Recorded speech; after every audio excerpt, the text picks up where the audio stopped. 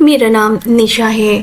میں ایک غریب گھرانے سے تعلق رکھتی تھی اور میری رنگت سانولی تھی، لیکن چہرہ بہت ہی زیادہ خوبصورت اور پرکشش تھا، اور میری مسکراہٹ بہت اچھی تھی۔ لوگ کہتے تھے کہ میں بالکل دیکھنے میں ہیروئن جیسی لگتی ہوں، تو میرا نام ہی ہیروئن پڑ گیا تھا، سب یہی نام سے پکارتے تھے۔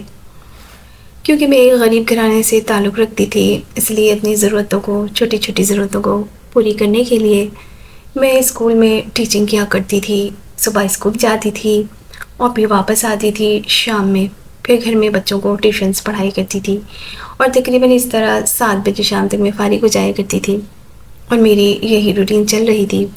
ایک دن میں شام میں ٹیوشن پڑھا کر جیسے ہی فری ہوئی تو میرے پاس ایک چھوٹا سا موبائل تھا، کی پیڈ موبائل، جس پہ بیل بج رہی تھی۔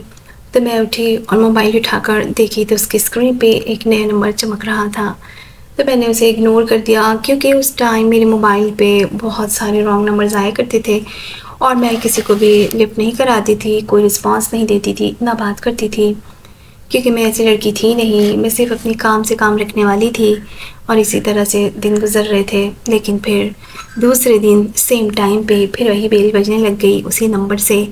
جب میں نے دیکھا تو وہی نمبر تھا، پھر میں نے موبائل کو سائلنٹ کر دیا اور اپنے اسکول کا کام کرنے لگ گئی۔ پھر تھوڑی دیر بعد پھر سے بیل بجی، اسی طرح سلسلہ چلتا رہا۔ پھر جب میں سونے کے لیے گئی تو پھر رات میں بیل بجنی شروع ہو گئی، تو میں نے اٹھ کے دیکھی تو بیل بج رہی تھی، میں نے موبائل سائلنٹ کیا اور میں سو گئی پھر سے، کیونکہ مجھے صبح جلدی اٹھنا پڑتا تھا، صبح 6 بجے، اور اس کے لیے مجھے جلدی سونا بھی بہت زیادہ ضروری تھا۔ اور اسی طرح کچھ دن تک، ایک ہفتے تک تقریباً یہ سلسلہ چلتا رہا۔ پھر میں بھی تھوڑی شرارتی تھی، تو میں نے سوچا کہ موبائل کی گھنٹی بجے گی، میں فون آن لائن کر کے آرام سے اس کی جو ہے بیلنس ضائع کروں گی، اور میں یہی کرتی رہی۔ پھر اسی طرح کرتے کرتے پھر میں نے ایک دفعہ آن لائن موبائل کر کے اپنے کان میں لگا لی، تو ادھر سے آواز آئی، ہیلو ہیلو۔ آواز تو کافی پرکشش اور بھاری آواز تھی، لیکن بہت اچھی تھی، اور اسی طرح ہیلو ہیلو، کیا آپ مجھ سے دوستی کریں گی، کیا آپ مجھ سے دوستی کریں گی، یہ آواز ریپیٹ ہو رہی تھی، کیونکہ میری طرف سے کوئی رسپانس نہیں جا رہا تھا۔ پھر میں نے یہ سب سن کر موبائل بند کر دیا۔ کچھ دنوں تک پھر یہی دوستی والا سلسلہ چلتا رہا، تو میں نے سوچا کہ اسے میسج کرتی ہوں، شاید وہ میرا پیچھا چھوڑ دے۔ پھر میں نے اسے میسج کیا کہ آپ کیوں مجھے کال کرتے ہو، میں آپ سے دوستی کرنے والی نہیں ہوں، اور یہاں آپ کی دال نہیں گلنے والی۔ پھر اس کی کال آئی، پھر جب میں نے ریسیو کیا، کان میں لگائی، تو ادھر سے ہنسنے کی آواز آ رہی تھی، اور کہہ رہا تھا کہ آپ ایسی ویسی نہیں ہیں، تو کیا میں آپ کو ایسا ویسا لگتا ہوں؟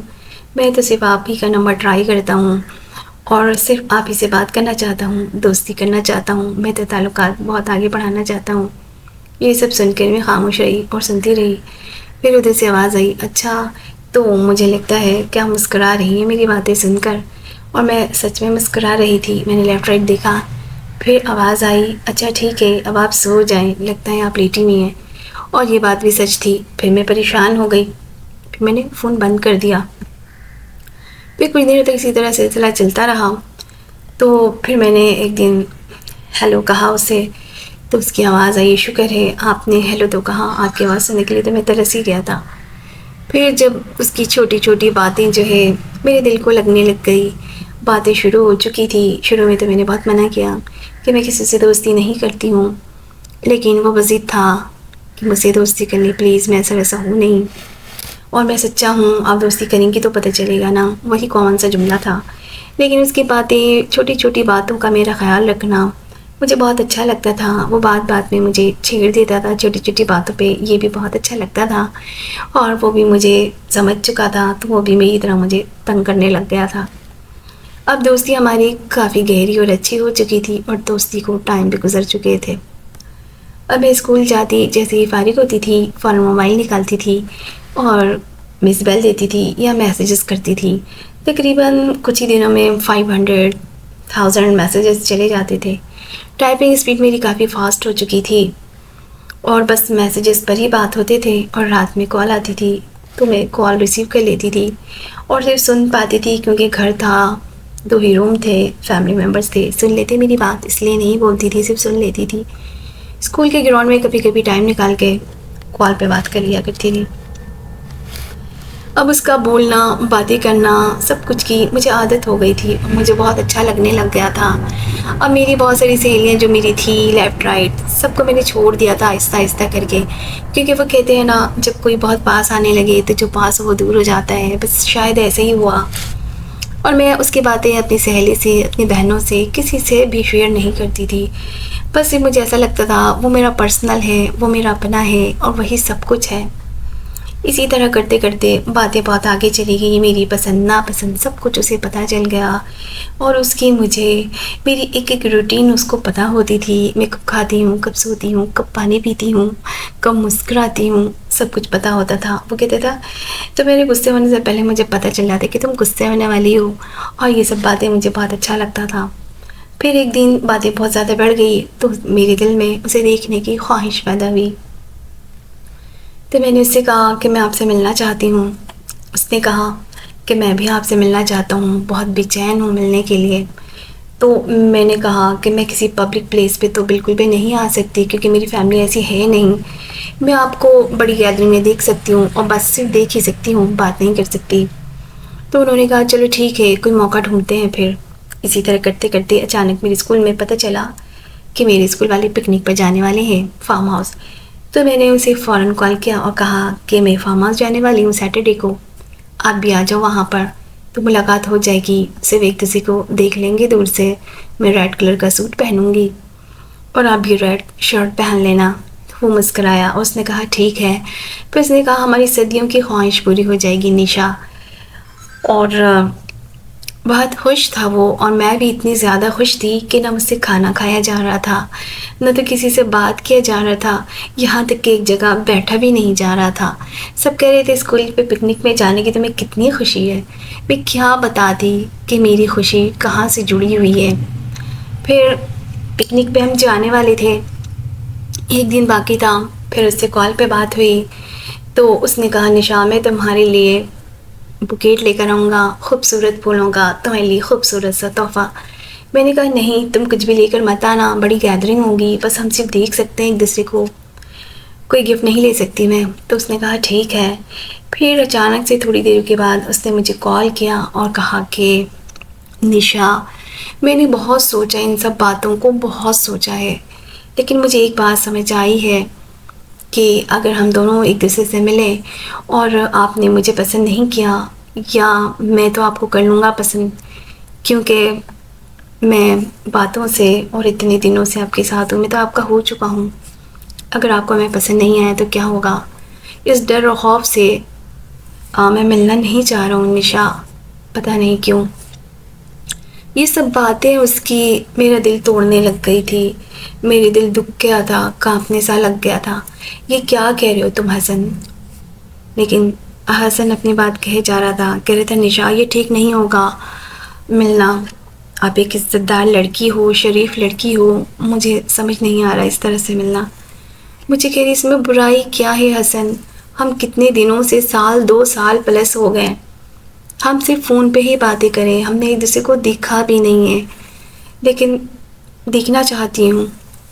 لیکن حسن نے صاف منع کر دیا اور میرا دل ایسے ٹوٹا جیسے کہ کوئی شیشے کا گلاس ٹوٹ کر چاروں طرف بکھر جاتا ہے، اس سے پاؤں، ہاتھ، دل، سینہ سب زخمی ہو جاتا ہے۔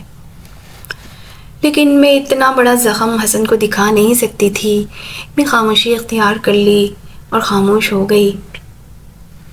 پھر اس طرح سے حسن سے باتیں تو ہوتی رہی، لیکن حسن مجھے تھوڑا سا بیک لگنے لگ گیا تھا، وہ باتوں باتوں میں پہلے جیسا بات نہیں کرتا تھا، نہ ہنستا تھا اس طرح سے، نہ تو اتنی اٹیچمنٹ مجھ سے لگ رہی تھی اس کی، تھوڑا سا سیپریٹ سا لگنے لگ گیا تھا۔